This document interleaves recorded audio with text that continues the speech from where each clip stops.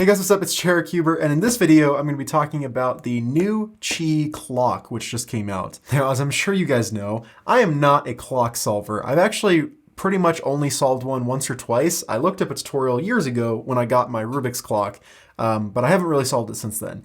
But a new clock has finally come out. People have been waiting for a new clock for years. It's been so highly anticipated in the clock solving community just because there's not really many better alternatives. Like the Rubik's clock is one of the better ones really, which is kind of sad when a Rubik's brand puzzle is like the best in an event. So we finally have a new clock from QiYi. So even though I don't do clock, I wanted to check this out and see if it would maybe motivate me to kind of get into the event a bit. So let's go ahead and get into this.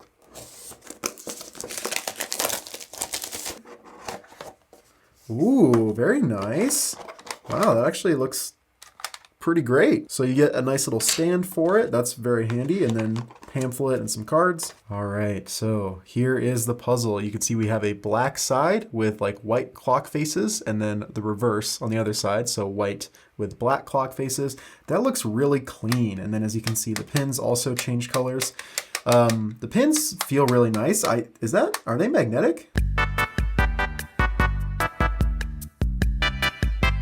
I think they might be. There's definitely it's a really nice feel when you push it. It's very, very solid. You really know when it's been pushed in. Let's go ahead and see kind of what these gears feel like. Okay, wow, yeah, those feel good. I gotta say, I've never really reviewed a clock before, so I don't really know what to talk about. I mean, in terms of quality, I haven't really felt that many clocks other than just my standard Rubik's clock. It's really the only thing I can compare it to. This is like a genuine actual Rubik's clock. And the movement is definitely a lot more stiff. There isn't as much of a definitive click between each turn. As you can see, there's a lot of give, right, in the gears. But on here, it feels a lot better. It definitely feels much, much more precise. Yeah, everything feels really, really great. Oh, what have I done here? Oh no, yep, I think I've done it now. Yep, okay, I've definitely scrambled it now. I don't really know what I've done. But yeah, basically the objective is pretty much just to get all of these pointing upwards on both sides. So the solve is basically in 2 steps. So you just solve one face, and then you flip it and solve the other one. So clock is definitely a really interesting WCA event. It really doesn't really fall within the realm of a twisty puzzle, right, at all. It's a totally different shape. It doesn't have layers or pieces or anything like that. It's just something completely different. And it's kind of I guess sort of a relic from like the old days of the WCA when there were a lot more different kinds of events besides just, you know, Rubik's Cube type puzzles, right? You had Magic and Master Magic and stuff like that. And there were also like unofficial events too for like Rainbow Cube and things like that. I think Rainbow Cube may have been an official event. I'm not actually sure. But yeah, you know, like there was just different types of puzzles in the WCA. And the clock is one that's stuck around a really long time, mainly because it's not trivial, right? With Magic and Master Magic, those are basically trivial solves. It's just how fast can you execute a set solution. I think one thing that's really attractive about clock to a lot of people is that it's a relatively easy event to get into from what I've heard. You know, it doesn't take a ton of practice to get to a pretty respectable speed, and to get world class is probably the easiest to do out of all 18 events. So what I'm gonna go ahead and do is learn how to solve this. And practice clock for a bit, see how fast I can get within like a day or so, and then come back to you guys and maybe do a couple solves and hopefully have a little better idea of just how good or bad this clock is. I don't know. So I'll be back with an update on this puzzle after I actually know how to solve it.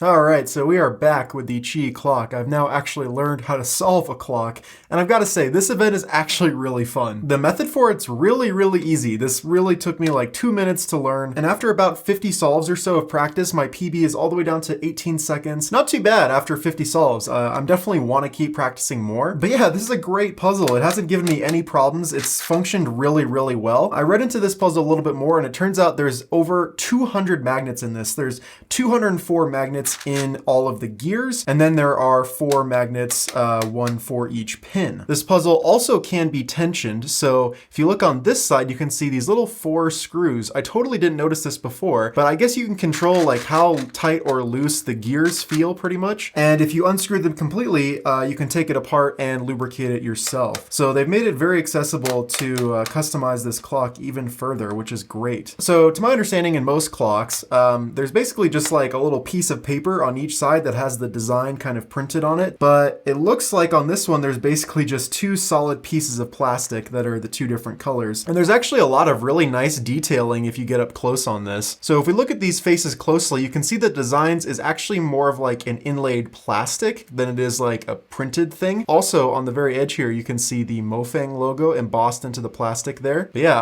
I really like the way this looks. It looks very, very professional, and the black and white colors is definitely preferable, I would say, to like blue and dark blue. So I can totally see why people like this event. It's definitely the easiest to get into, I would say. Like, there's no algorithms, the method is very simple, and there's really not like an advanced version of the method. You just get better with that method. The notation's also really interesting. I had to learn that as well. It's actually not as complicated as I thought it was going to be when I first looked at it. It looks really confusing when you first pull up a scramble, but it's actually pretty simple. The one thing that confused me was that in the scrambles, there are sometimes moves that don't really do anything. Basically, the way that the scrambling works is you start with all of the pins down, and then you basically go in a clockwise order around each corner, and you push up the pin, and then you do a certain movement of this gear, and then you would push up this pin and go around. And then after you do that, then you would do the top two pins, which would move these top six, and then you would do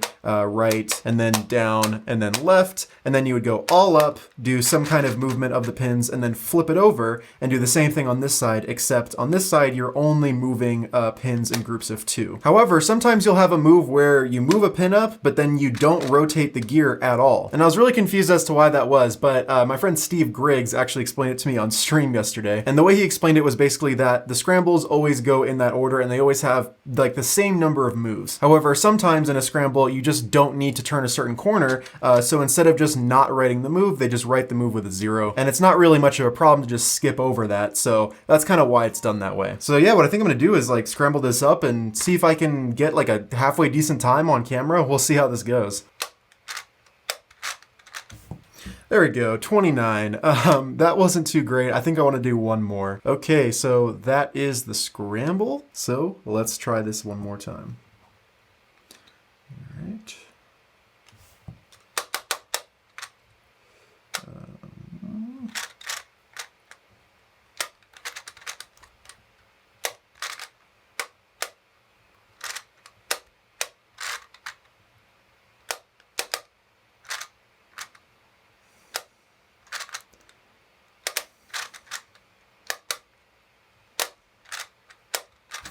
There we go, 24. That was a bit better. So there you go. That's what a clock solve looks like.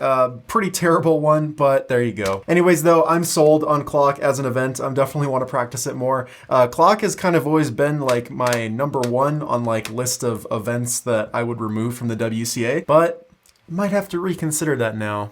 I don't know. I guess I shouldn't have knocked it before I tried it. Anyways, though, guys, this is an awesome clock. I think even with my very limited clock experience, I can pretty confidently say this is the best on the market. This puzzle costs $32 on thecubicle.com. I'll, of course, leave a link in the description. Thanks, of course, to The Cubicle for sending this to me for free to review. If you guys want to support the channel, you can like this video, subscribe if you haven't already, turn on notifications, and use code JRCuber at thecubicle.com for a 5% discount.